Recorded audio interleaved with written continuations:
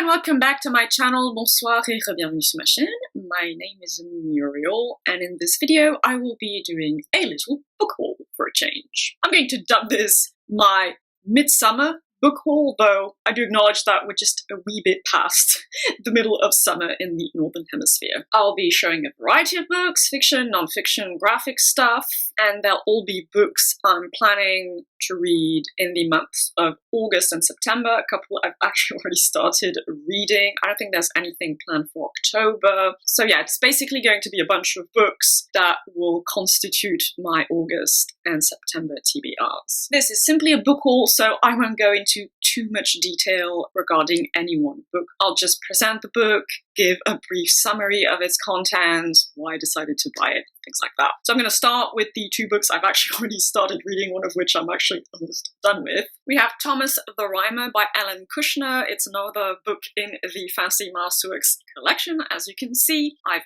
just basically started today. I'm about 41 pages in. From what I've gathered, this has, it's actually based on a historical or semi-historical figure from Scotland, medieval Scotland, and has to do with fairy stuff and, that general vibe of like medieval storytelling, and I tend to like this. I'm already kind of getting very vague Mists of Avalon-like vibes, but in a very attenuated form, obviously. It's not at all like the Mists of Avalon, that's not what I mean, but like the ambiance, the references to like Middle-Age Great Britain, in this case Scotland, and fairy stuff. I don't know, I'm just getting a little bit of that, and I like that. So it's a good start, if nothing else. And then I'm almost done with Material Girls, Why Reality Matters for Feminism by Professor Kathleen Stock. This is a controversial book, or it's a book about a very, very, very controversial topic in this day and age of politics and feminism and gender things and trans activism. Basically, this is about the conflicts that exist between certain currents within feminism and certain branches of trans rights activism. This is actually a subject I'm extremely well versed in, for reasons I'll get into when I talk about this in a lot more depth in my August reading wrap-up. And if you're familiar with this topic, you already have an opinion about it. I'm not going to discuss it now, like I said, but I can already say I'm almost done with it. Loved it. Very, very good book reference, even though I don't agree with every single thing the author posits, which is fine. It's fine to have disagreements in society, which is ironically also kind of one of the points of this book. Anyway, you'll learn more at the end of the month. And I'm going to move on to books I plan on reading at some point in August or September. So continuing on with the nonfiction, we have Gender Mosaic, Beyond the Myth of the Male and Female Brain by Daphna, Joel, and Luba, Vikhanski. This book was mentioned in a book I read last month, Inferior, by Angela Saini. I think I've seen actually this mentioned in The Gendered Brain by Gina Rippon, which I read last year. It's again along the lines of the subject of debunking the idea that there are distinctly male and female brains that exist since birth, even perhaps since conception. Well, not since conception, but basically since the brain differentiates in the womb, and since you're born, there's a male or a female brain, and they act in certain very specific ways. So it's that general topic, which I'm also, at this point, pretty well versed in. I was intrigued by this one because, for one thing, it's short. It's a short nonfiction book, and I think it actually revolves around the original research of these two researchers. So that sounded interesting. I wanted to go to the source material of, a lot of things I read or I've read in other books about this subject. So I thought, why not? Like I said, it's very short. So it'll be a quick read and, original research. I don't know, could be interesting. And this next one I kind of bought on impulse, I guess, is Dans ta bulle by Julie Dachez. So I actually read this woman's biographical graphic novel. She's a woman on the autistic spectrum and has written, this is where I'm a little unclear actually. I think this is non-fiction, but apparently it's more like a non-fictional novel. I don't really know what that means though. It's like a story about people with Asperger's, more specifically, but around like a narrative thread. I'm not sure, to be quite honest, but it sounded interesting, and I'm interested in this topic for the moment for personal reasons, so I thought, why not?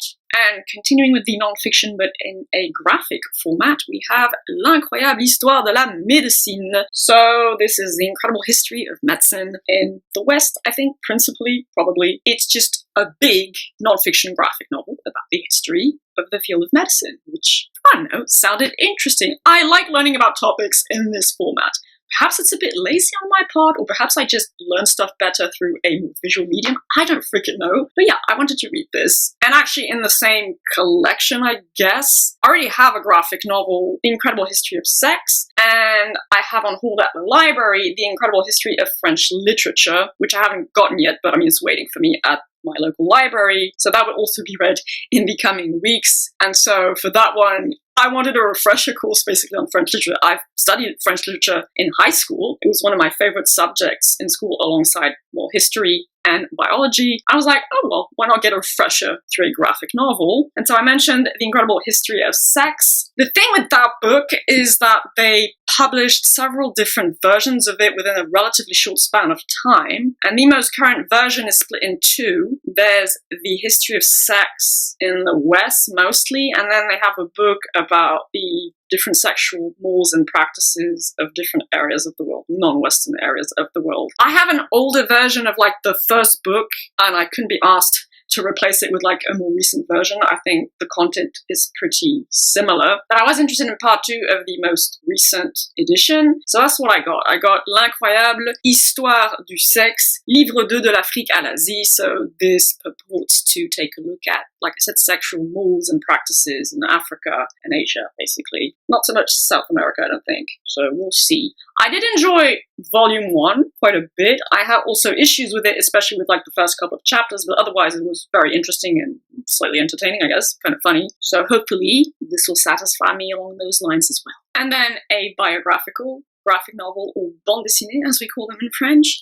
I got Tamara de Lempicka. Like I said, it's a biographical, relatively short actually, graphic novel, comic book about the artist Tamara de Lempicka. Pretty straightforward, right? I was attracted by the art style, which seems very inspired by Art Deco and like the aesthetics of the 1920s, which I tend to like a lot.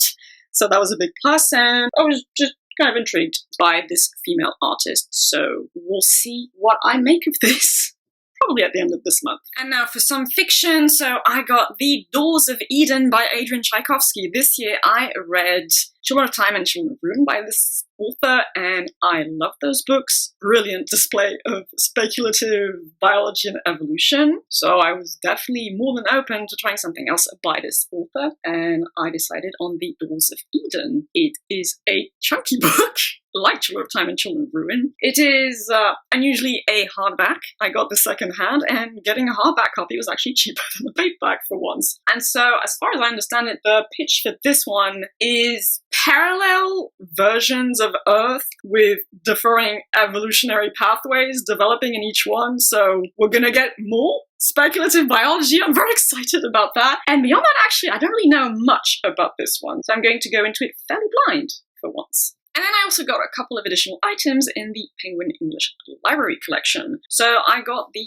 Hound of the Baskervilles by Sir Arthur Conan Doyle. I have never read any of the Sherlock Holmes stories. I've watched the TV series Sherlock with Benedict Cumberbatch and, oh no, what's his name? Well, you know who it is, right? Sorry, I've forgotten his name, but you know who it is. And I thought I needed to change that, at least try one. And I decided on that one primarily because the cover's really pretty, if I'm being perfectly honest. And I don't actually know much about the story of this novel, so it'll be a surprise, hopefully a happy one. And I also got The Tenant of Wildfell Hall by Anne Brontë. I have read Wuthering Heights and Jane Eyre by the two other Brontë sisters. Is Wuthering Heights Charlotte or Emily? I cannot remember off the top of my head. But yeah, the two other Brontë sisters. So I wanted to read something by the third.